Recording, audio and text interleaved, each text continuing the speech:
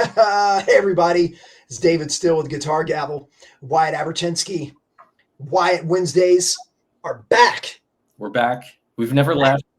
We're just here in limbo. We're just here, just chilling, man. Dude, so we're this is like on the fly. This is great. That's the best way. Get a text from Wyatt a few hours ago, like, hey man, let's do this. Boom. It's late night. It's late night for me. It's probably not too late night for Wyatt. We're in the same time zone, dude. I know. Oh, I get what you mean. Come on, a little comedy to. This is great. We are. We're in the same time zone. Hey, so we're gonna jam. So Wyatt texted me. He's like, "Hey, man, let's get together, huddle up, and talk about what we're working on right now, playing the guitar." And what I love about this is in the text somewhere. I'm not gonna pull it up. You're like, I'm I'm I need to dust off the dust, right? Need to edge off the rust. And I'm like, yeah, sure. I'm like, cool. Yep, me too. So here we go. Perfect. We've got two different journeys. Terrible closet player here, right? So there's a reason I don't do lick of the week, and I ask folks to do like real players to do lick of the week, which is helpful. Which, by the way, we'll talk about that after the show, Wyatt, for lick of the week. I'm already talking too much, so that is me. Struggle to practice. It is what it is. Never been great, but I love the guitar and I have fun when I play. And I'm always reminded briefly my last piece, like when I get to play at the end of a super stressful day, it just kind of melts everything away if I'm not too exhausted. That's my journey. Wyatt's like a bit above me. Yes, well, if we play, you'll find out very quickly. I've got a funny story I might share in a minute. But at any rate, so what are you dusting off, sir? Cat food in the background. My apologies. No, so what I'm dusting off is 13 years of improper playing. So I got my start in like the orchestra, playing violin, and translates very well to guitar. But when I first began, it was just by ears, just for fun. I kind of went over my origin story a billion times with people. But about 10 years, 13 years of playing, 7, 8, 9 string guitar, metal, all sorts of weird things, going back to 6 string, playing garage rock, blues, indie stuff, and country, and then going all the way back to metal. And all right, well, I had to have a sort of an intervention with myself. What am I trying to accomplish here? I'm building pedals, I'm building amps. I love sound, but I barely touch guitar when I go home. It's kind of like, I don't know, maybe for like a year, I haven't really even took guitar seriously. It was just my accessory to make pedals. And so recently, my brother and my friend and I were just kind of discussing so many noises. Hang on. Time's up. Yeah, time's up. Goodness me, people. You can tell I don't work online. So, yeah, more or less, like, we wanted to get back into playing music. We were in a metal band, The Order of Betrayal, for a few years, and kind of toured around, played a few shows, and maybe this isn't for us. And more or less, it was kind of just 8-string, 1-string, low tunings, chugging away. And now we're kind of like, for context, we play video games at night. Okay, I really play more on my computer than I do guitar, and chills me out. But I look over at my guitar, I get sad. So we're singing songs. We're singing Ozzy when we're playing games one night, Crazy Train and stuff.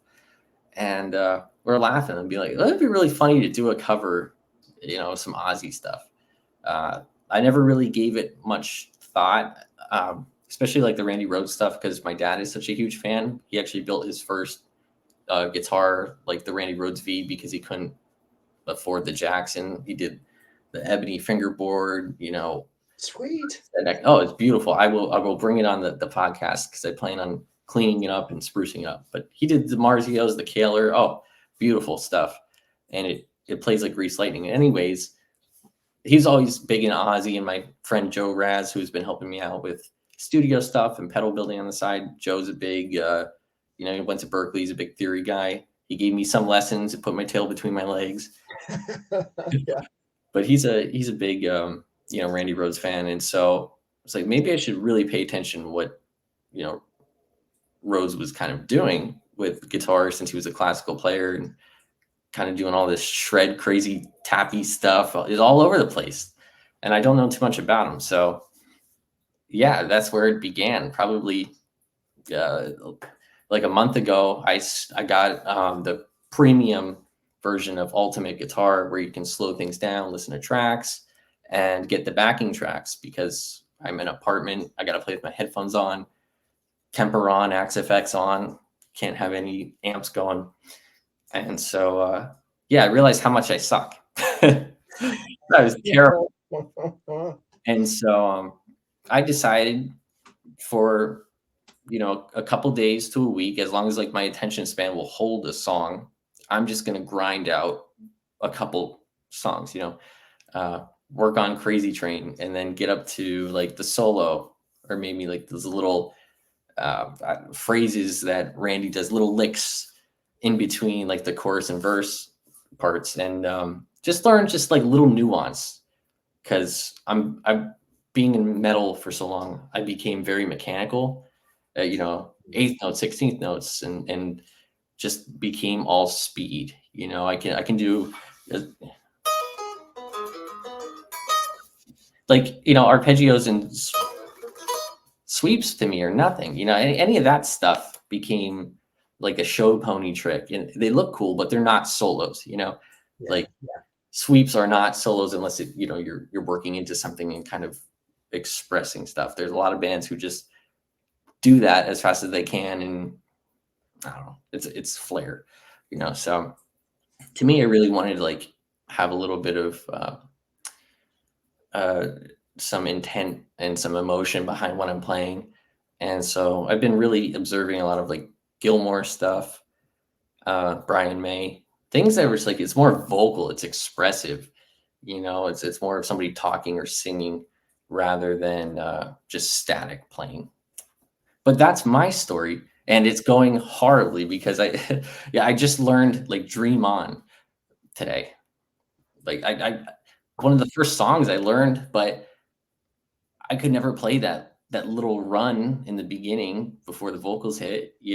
There's like weird little stuff I'm going back to, I'm tickling a little bit, and I'm like, oh, this, I breeze right through it. But it's the simple stuff that screws me up. And I don't know how to say it. I'm sure seasoned guitarists will get it, but yeah, man. So you talk about the Aussie cover band. I've got some buddies here where I live, man. We've joked around. One of my good friends here he's a drummer, and he's got this beautiful Gretsch set. He just got like high end Gretsch. He's like, I'm gonna play more. Right? Like we all tell ourselves that, which is great. Like, yeah, dude, definitely get it. Like, just get it. Like, I want to just look at it. And so we've kidded around. So we got drums. In about 5 years, I'm ready on the guitar and then we've got a vocalist for our Pearl Jam cover. Called Pearl Dram, DRAM, because we're also, some whiskey, not aficionados, but whiskey fans. So what Pearl Dram was like, I think that clearly came up over bourbon. And it was like, this is it. Like, we're locked. So I've been for way too long working on Yellow Ledbetter. Oh yeah.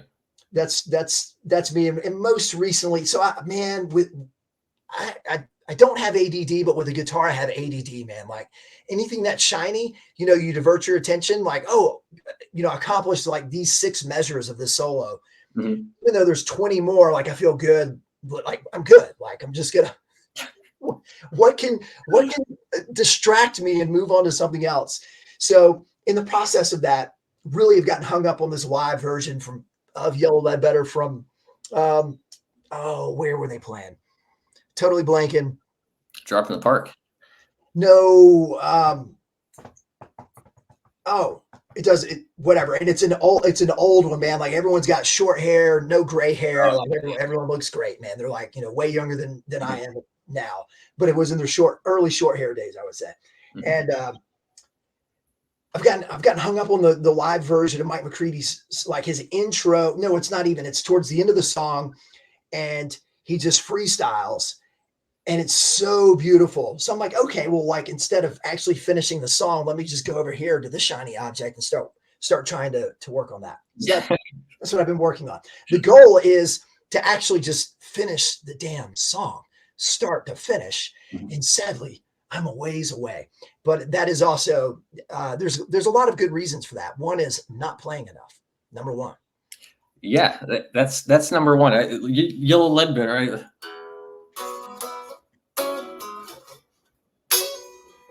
That's like, I get the riff, I get it, I understand it, but it's like Alive, like I mentioned the Drop in the Park. There's that version of Alive. I can't. McCready becomes my backup guitarist, and I'm just soloing pentatonic all over the freaking place. I that is my big, I'm like a dog with the ADHD, squirrel, squirrel, squirrel, squirrel, squirrel. You know what I mean? Yeah. I get it. Like, dude, Time, like Gilmore or Comfortably Numb. I put on like the backing track and I mute Gilmore's track, and I'll just run stupid 12 bar and like pentatonic shapes, because it's all like small little blues scales. Technical people can defer to me and shame me on here publicly for not knowing what I'm talking about, but it's all in the box. It's like Tony Iommi. Like, it's very safe to play Iommi stuff because it's very in the box. It's concentrated. It's pretty hard to screw that up. You know what I mean? But to me, it's comfortable. You could just,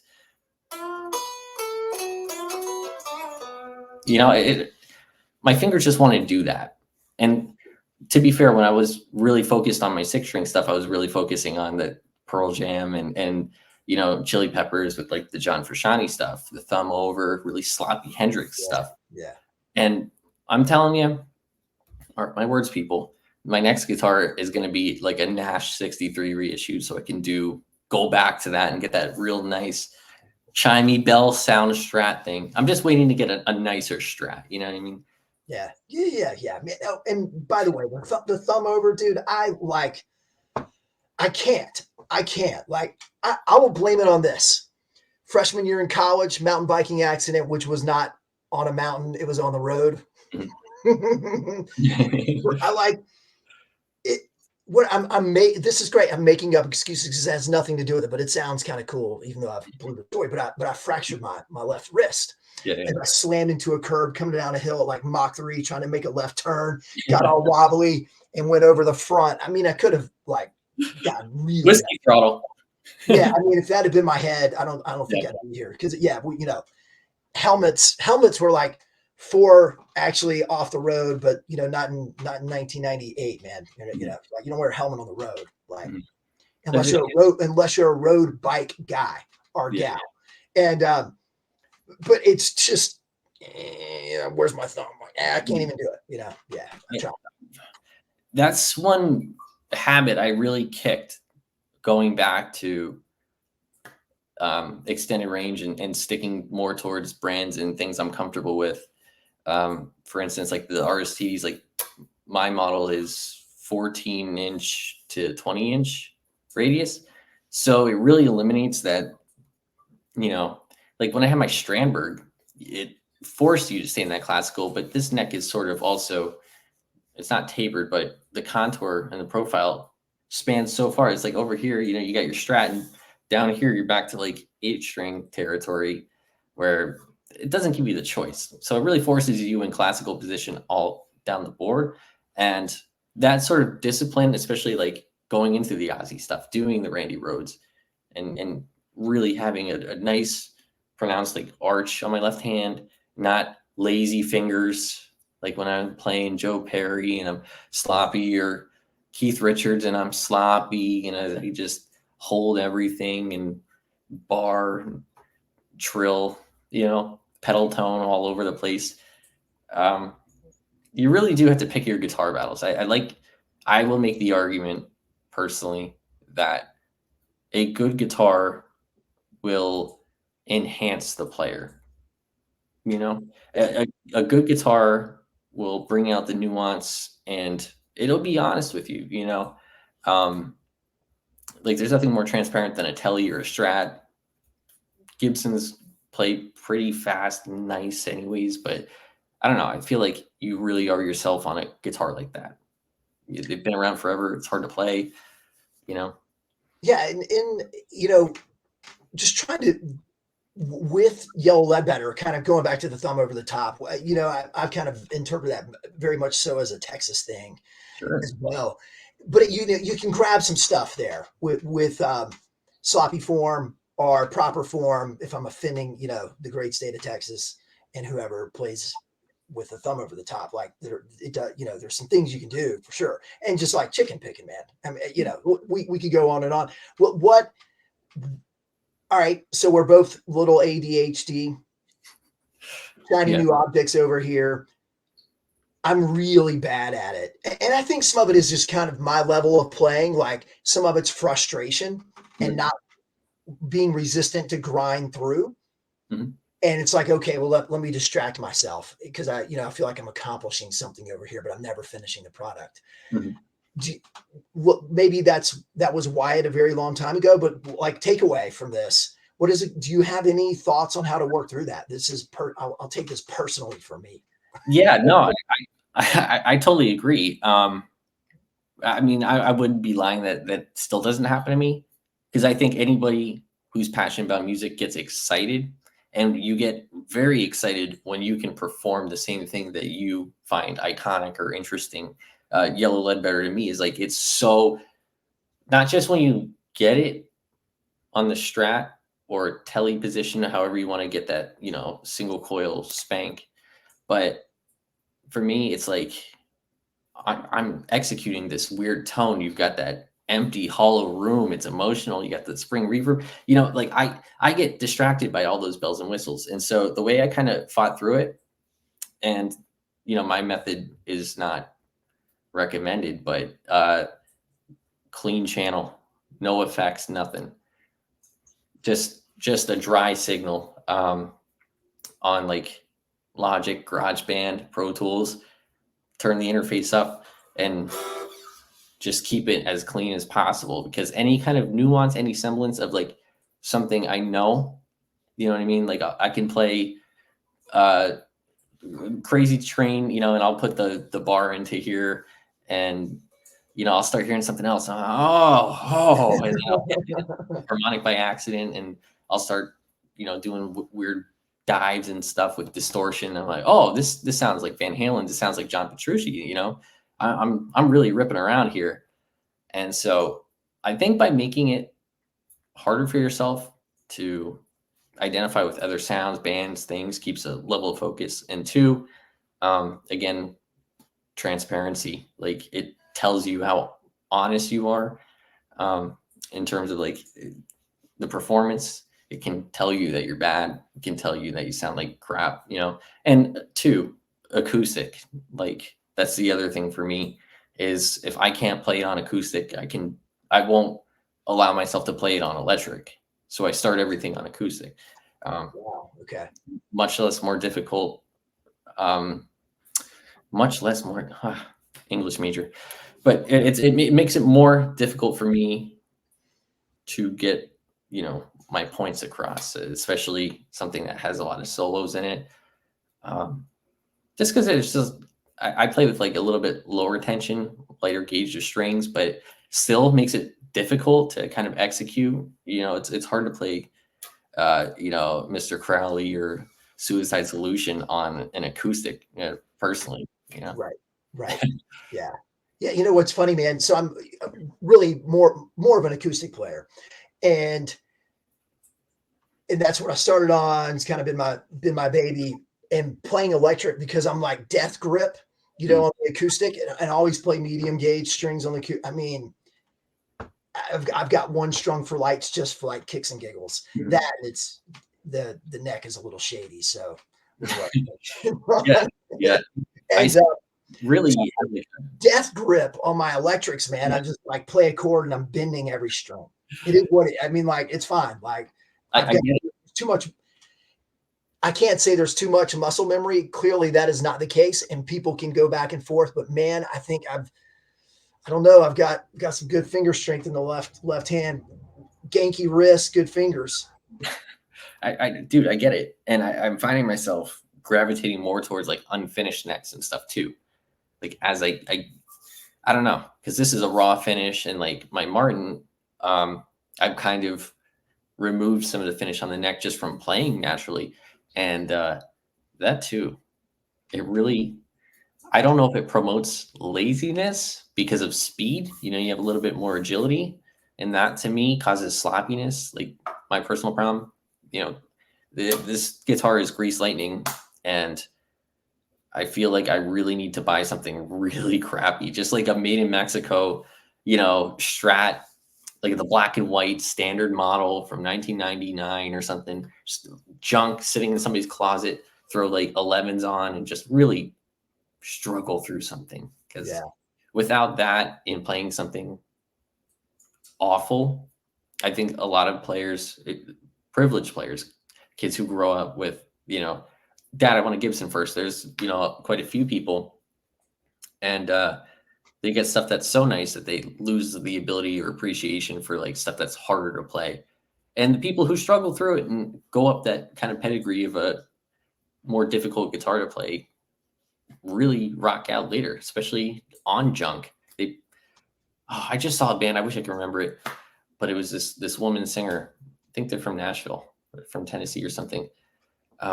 But she was playing like the Teisco, like the Del Rey. Yeah. Yeah. And she was ripping. And you could see the action was high. It was beat. Nothing was taken care of. And she was ripping solos with like a harmonizer on it. And I couldn't believe it. And I was like, I should just get rid of everything. I mean, well, we won't open that can of worms. We know what's in the fingers, no matter what apparatus you're holding, right? Yeah. Dude, okay, so you turn off the shot. You're to rid yourself of your distractions or your Sure. personal distractions. Clean channel, straight up, nothing special, and just focus. I think for me, what has been helpful. Oh gosh, man, really being able, I won't say getting into the flow state, because that's different. Of course, you're there, but kind of like trying to take the pressure off myself. Sure. I don't know, it's weird, Yeah. right? We all pressure ourselves, but maybe what has helped with that too is just using the amazing slow downer app, or if you're following something on YouTube, you can slow down the timing as well. Sure. It's Well, not quite as clean. the ultimate guitar, $9, people pay a lot more for other subscriptions and stuff. $9 a month, and they literally have I don't know. A lot of people are going to really complain about my thought process, but I'm a recent user of the professional app, thinking I would never use it my entire life. But to be able to isolate sections, because like that's one thing that bothers me, is people like my girlfriend who are very musically, they get it. She can hear harmonies. I can't. Mm-hmm. You hear a song and she'll sing a harmony, Stone Temple Pilots or something. I hear Scott Weiland, but I'm not hearing the DeLeo. Yeah, dude, I'm with you. Yes. And I'm like, to be able to isolate those tracks and those nuances, it really opens up a new sonic palette for me, because now I'm training my ears to listen for the things that aren't in front. And to be able to have an app that does that, and you can slow it down and loop it, and you're trying to learn a solo or something. I used to use Songster and whatnot to learn songs because it was a free tool, but you know what I mean, David. It's one of those things where it's like, okay, realistically though, for a cup of 2 coffees or something at Starbucks, you get a whole month's worth of learning, and if you put 2 hours in at night or something, well, already that's really solid practice, especially for songs that are difficult, metal stuff and whatnot, where there's a lot of like intelligent harmonies and weird stuff going on. It gets kind of buried in the mix. So I'm really thrilled about it. I promote it heavily. It's not a commercial, but say the name, because when you said it early and you said it 3 minutes ago, and I didn't hear it when you said it. Hi, Ultimate Guitar. It's the pro version of Ultimate Guitar. Okay. I think the biggest disadvantage of something like that is don't just read tab. Don't just read chord charts or read tablature and take it for face value. Something that I've always been told, especially Joe and my dad kind of pegged me for is, you use your ears. So I do a lot of playing. Like I used to play a lot to records, vinyl. You get one take, boom. Yeah. And I got worse after I stopped doing that. So that's definitely the righteous way. Yeah. That's how, our parents and those generations, that's how you earned it. Mhm. And all this fancy stuff. Sweet. All right. Well, let's call it a night. We didn't do everything we were going to talk about. Hey, but this is perfect. We'll save it, and the next one we'll talk about that spanky guitar you got there, because the astute have already picked up on it, and they're going to ask questions. I hope we're going to. If you have not, you can Yeah, I can fill everybody in the comments. It's definitely an eye grabbing tool, but if you gotta have one guitar, you gotta go all in. You got to go all. Yeah, man, and you did. And So I did. we'll leave it at that. And then no, we're not going to give anything away in the comments. We'll just ask questions. We'll answer those in the next Quiet Wednesday. We'll do it live. Yeah, drop your questions in comments. We'll answer them on the next one. Sure, sounds good. Sweet, brother. It's good to hang out, man. All right, likewise. Thanks, everybody.